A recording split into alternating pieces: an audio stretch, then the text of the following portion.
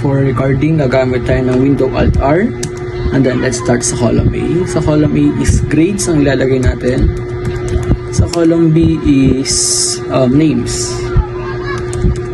Then, sa column A, balik tayo. Sample grade is 79, 80,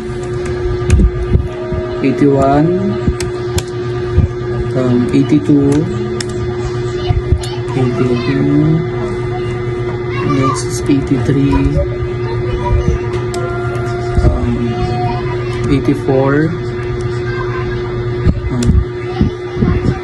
85, 86, 87, 88, 88. And then sa names, sample names ang ilalagay natin is AZ, Brent, and then Charlie, tapos Dustin,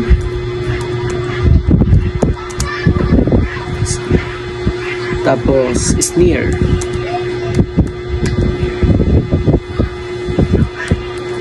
next is France,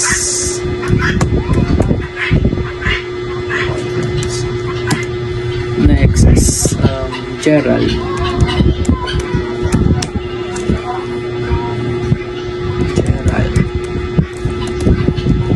next is Honey,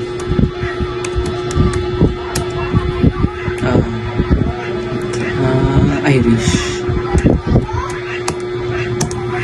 and then last is Jeremiah. And then copy all natin yan sa column A. Punta tayo sa insert and then sa chart, types of chart. So gagamit po tayo dito ng bar chart or bar type. Yan.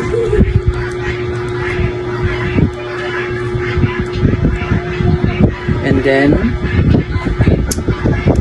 yung sa title, chart title is papalitan po natin siya ng pangalan natin.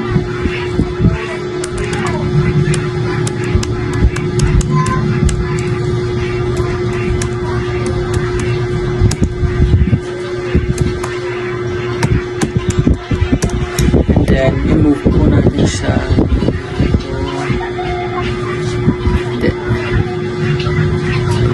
dito sa baba. So, ayan. Ganyan po.